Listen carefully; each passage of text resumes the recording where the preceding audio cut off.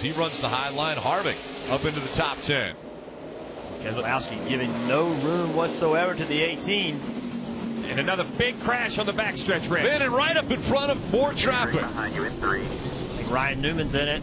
David Reagan is in it. Well, Fire. And Chris Buescher was in it as well. Chris Buescher involved.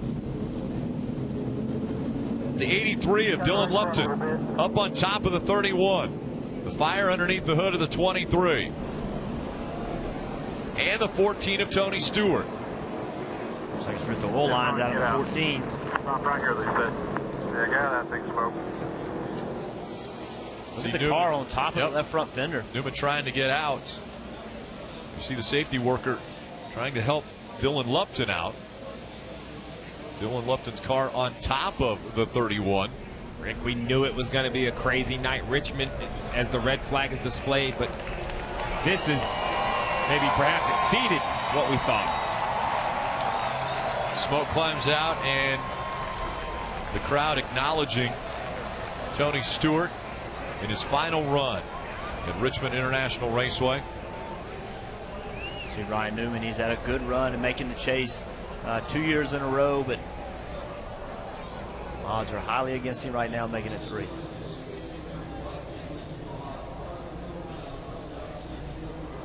Brian Scott involved in this. I had mentioned Chris Buescher. I'm not sure the 34 was involved in this. I think it was Ryan Newman. I think the 34 was in it, but he drove away. Definitely didn't get the most damage, but you're going to see here the 31 and the 14. There's some contact right here heading into turn 1. The 31 accelerates, gets inside the 14 as they enter the backstretch. Yeah, we've seen this several times. The cars having, getting into turn 1, and I think the 14 just kept coming down on the 31 on the back straightaway. It wasn't happy maybe with what went on in turn 1, and big impact by the 23, and you see right there Chris Buescher kind of bounces between them. Yeah. Luckily gets through, but that was a really big impact for the 23 of David Reagan. It was great to see him climb out. The window net down right away. This would be a great view of it, Jeff. Outside 14. 19 straight back, looking inside tight, inside tight, inside tight.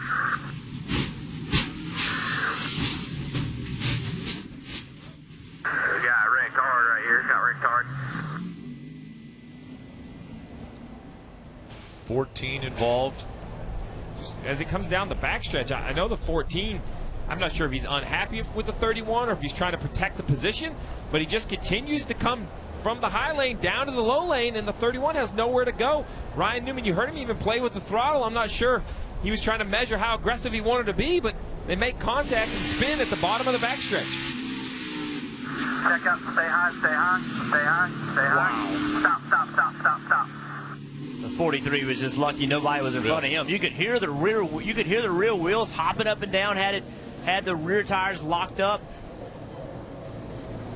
Carl Edwards in the 19 coming up the racetrack. I mean, if did the 14 possibly have a left rear tire going down? I mean, look, in watching it looked like they just got into one, and he got mad at Newman and just started coming down on him to show he was upset, and then they got hung up. And yeah, I mean, without a doubt, the 14 and him coming from the right to the left down the straightaway is the cause of the accident. The question is why? Was he doing it to protect? Was he mad at the 31? Did he have a tire going down? We'll have to talk to the drivers involved and see what they have to say, but you know, you would expect when you exit the corner on the top lane, you have to run close to the wall down the straightaway and give that guy a lane. But at the same time, that's a defensive positioning, trying to not allow that guy to have the inside lane into turn 3. There are the cars involved. saw Ryan Newman, even though he was obviously extremely upset, his chase hope's gone. He still checked on Dylan Lupton to make sure he was okay. And big damage for the 23 of David Reagan. We talked about the battle between David Reagan and Chris Buescher for that 30th spot in points to make sure that Buescher could utilize the win that he earned at Pocono. He's standing here with us now. First of all, are you okay, and why did that happen? Oh, I'm fine. I mean, I think it was pretty obvious watching the video. I don't even have to watch the 14 cut across my nose into turn 1, and I got into him after that, but he'd already chopped into me and messed up my line, and I clipped him a little bit coming off the two, but then he just cut across my nose going down the back straightaway there, and I guess he thought he was in the sprint car again.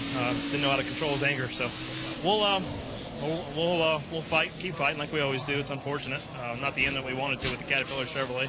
Got to thank Granger and Wicks and Sprint and everybody else that helps put us on, but just disappointing that you got somebody old like that retired and should be retired the way he drives. It's just ridiculous. Ryan, you were racing him pretty aggressively for 9th place in the turns before that. Do you think he had any reason to be ticked off at you? I only hit him in turn 1 when he cut across my nose, so I don't think there was any reason other than him just being bipolar and having anger issues. So, well, I mean, you can look up, you can Google Tony Stewart. You'll see all kinds of things he's done. Look it up on YouTube, everything else. Quite the guy. Glad Ryan's okay, out for the night, and Chase Hope's dashed.